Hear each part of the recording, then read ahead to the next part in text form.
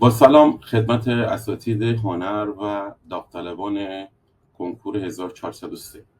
محمد موسوی هستم، مدرس درک عمومی هنر و خلاقیت تصویری و مشاور کنکور. سوالای در واقع آزمون کنکور تیر ماه رو در واقع با هم دیدیم. پاسخنامه هم در واقع سنجش براش در واقع صادر کرد.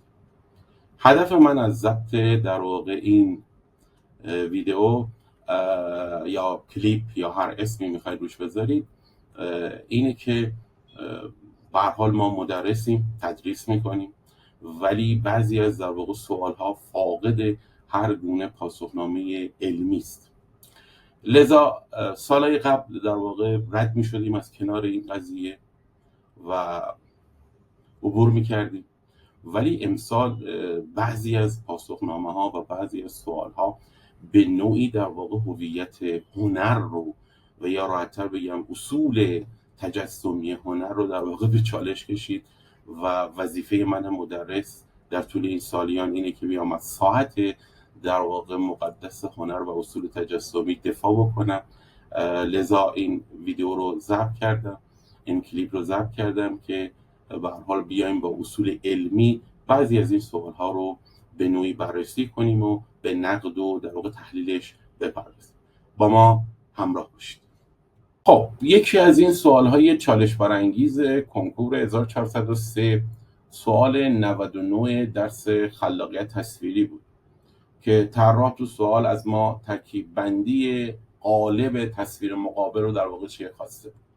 ترکیب بندی همونطوری که سر کلاس ها گفتیم یعنی چیدمان در واقع عناصر. خب ما اینجا یک سری در واقع سنگ فرش بتونی داریم، بافت در واقع بتونی که به صورت ساختار عمودی و افقی در واقع چه قرار گرفت.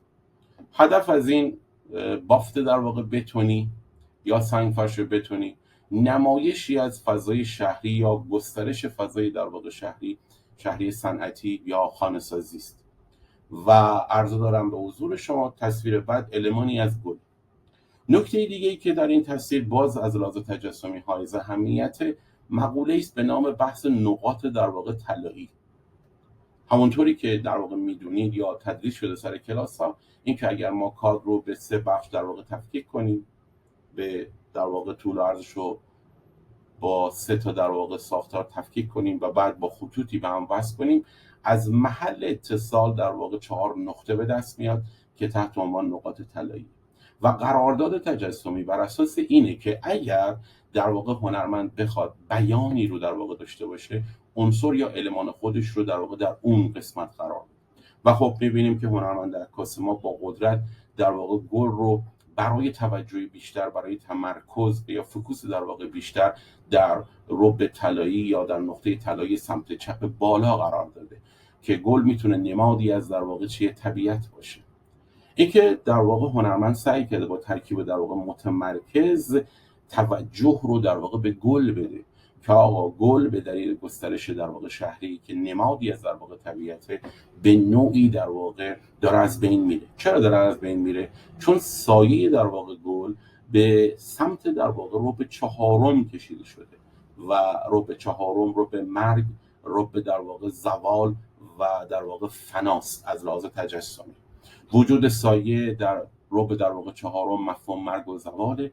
در واقع هدف هنرمند از بیان تصویر اینه که گسترش در واقع فضای شهری یه جورایی در واقع باعث انهدام در واقع چی شده؟ طبیعت شده است. بنابراین پاسخنامه سنجش که ترکیب در واقع مورب رو به عنوان پاسخ انتخاب کرده. مورب یا ترکیب عریب مفهومی از تزلزل و در واقع ناپایداری میده و در این تصویر ما ناپایداری طبیعت یا در واقع تزلزل طبیعت رو نمیبینیم، بلکه انهدام در واقع طبیعت رو در واقع شاهدش هستیم. دوستان امیدوارم در واقع این کلیپ یا در واقع ویدیو رو در واقع گسترشش بدید تا در واقع همگان به این بیان و اصول تجسمی قدرتمند و قوی برسن و بتونن در واقع آثار رو برای خودشون تحلیل کنن. و اگر خواستید در واقع هنر رو به صورت علمی و در واقع با تمام چارچوب‌های علمیش بیاموزید، با ما همراه باشید در کلاس‌های در واقع کنکور. در خدمتتون هستیم برای آموزش در واقع و آمادگی شماها برای توفیق و پیروزیتون در کلاس‌های کنکور. منتظرتون هستم. ارادت.